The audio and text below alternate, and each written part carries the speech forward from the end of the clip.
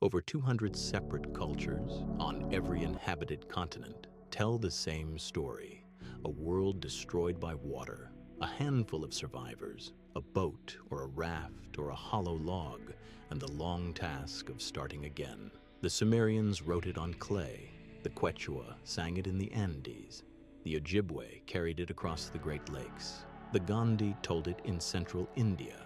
The conventional answer is that floods are common, and humans are pattern seekers, and the resemblance is coincidence. That answer stops working the moment you read the texts side by side. The details match, the sequence matches, the warnings match. In some cases, the names match. This is the closing chapter of Pillars of the Ancient World, and the argument is simple. The civilizations we have spent this series examining, Sumer, Egypt, the Indus, Göbekli Tepe, Sanchengdui, Crete, Teotihuacan, the Olmec, Petra, did not rise in isolation from some neutral prehistoric blank. They rose after something, and the something is still sitting in the oldest written records we possess, waiting to be read literally. Begin with what the texts actually say. In the Sumerian account, the god Enki warns a man named Ziusudra to build a vessel before the gods send a deluge to erase humankind. In the Akkadian version, the man is Atrahasis. In the later Babylonian Epic of Gilgamesh, he is Utnapishtim, and he releases a dove, a swallow, and a raven to test for dry land. In the Hebrew Torah, written centuries later, Noah releases a raven and a dove. In the Hindu Satapatha Brahmana, Manu is warned by a fish, builds a boat, and ties it to a mountain as the waters rise. In the Quiche Maya Popol Vuh, a flood destroys an earlier race of wooden people. In Aboriginal Australian traditions from the Kimberley, an ancestral flood reshapes the coast. The Chinese tradition of Emperor Yu records decades spent draining the floodwaters that covered the Central Plain. These are not vague stories about bad weather. They share specifics: divine warning, chosen survivor, sealed vessel, mountain landfall, released birds, repopulation. And the oldest written version is not Genesis. It is older by more than 1,000 years. In 1872, a self-taught assistant at the British Museum named George Smith was sorting fragments excavated from the library of Ashurbanipal at Nineveh. At its tomb, he found a broken clay tablet covered in cuneiform, describing a flood, a ship, and a bird sent out to find land. He read it, recognized what he was holding, and reportedly began undressing in the gallery from agitation. The tablet was a fragment of the Epic of Gilgamesh, copied around 650 BCE from sources reaching back to the 3rd millennium BCE. That single object collapsed a comfortable assumption that the Genesis flood was the original. It wasn't. It was a late retelling of a Mesopotamian narrative already ancient when Hebrew scribes encountered it during the Babylonian exile. The implication unsettled Victorian London and has never fully settled since. If the Hebrew flood was inherited, the Mesopotamian flood was inherited from somewhere too. Sumerian scribes were not inventing, they were transcribing. They believed they were recording an event their ancestors had survived, and they dated it precisely to a break in the king list so strange that scholars still argue about how to read it. The Sumerian king list, preserved most completely on the Weld-Blundell Prism in Oxford, records the rulers of southern Mesopotamia in sequence. The early kings are given reigns of staggering length: 28,000 years, 36,000 years, 43,000. Then, partway down the list, a single line. Then the flood swept over. After the flood, the reigns shorten abruptly to human scale. Decades, not millennia. Whatever those numbers actually encode, generations, dynasties, cycles of an unknown calendar, the scribes drew a hard line through their own history at one specific point and labeled it a catastrophe. Everything before it belonged to a different order of time. Everything after it was the world they lived in. This is not poetry. It is the bureaucratic ledger of a literate civilization marking the moment its prehistory ended.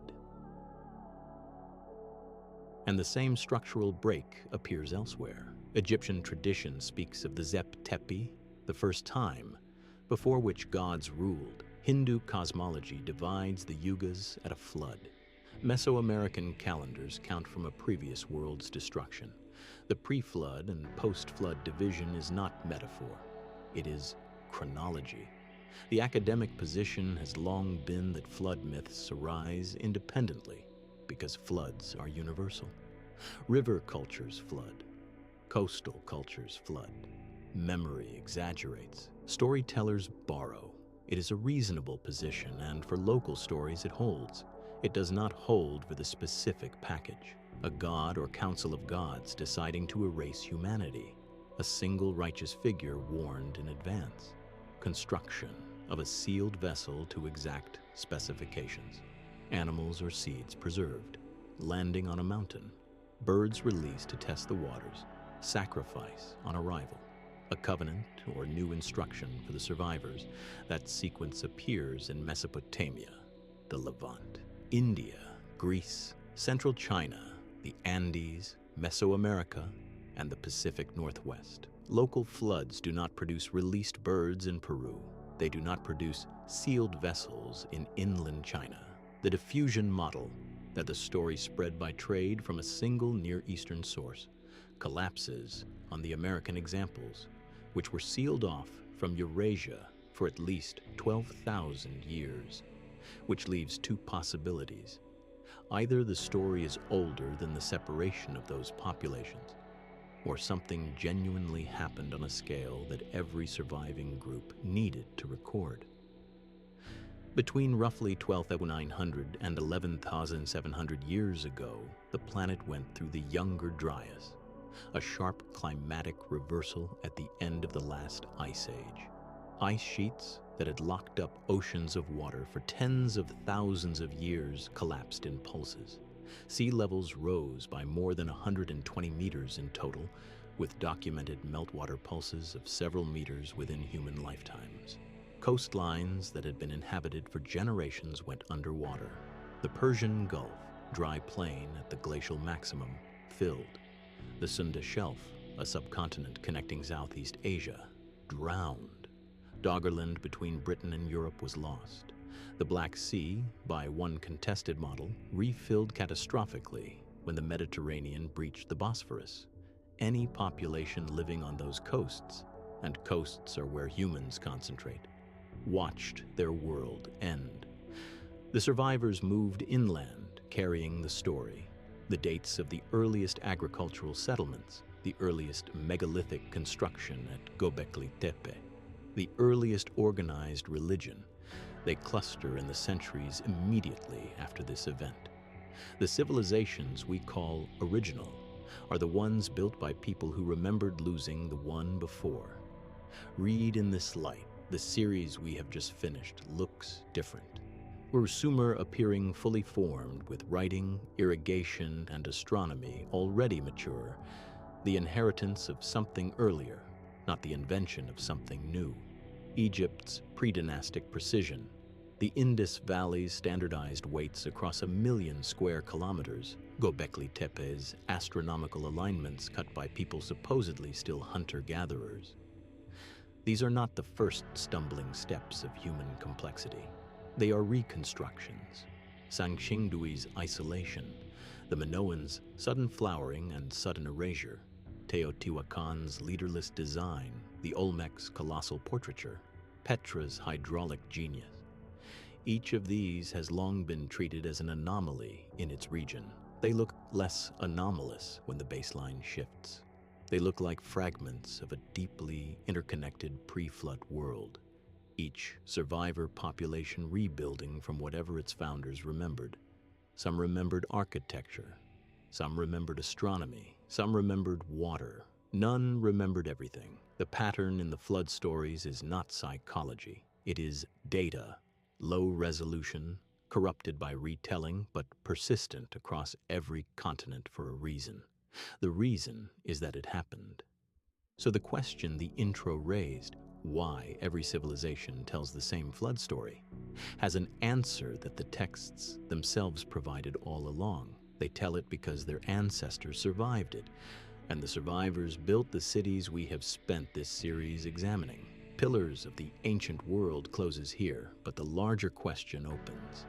If the cradles were second generation, the first generation is still out there, under sediment, under sea level, under assumption. The next series begins where this one ends, with what was lost, where to look for it, and why the search has only just become possible.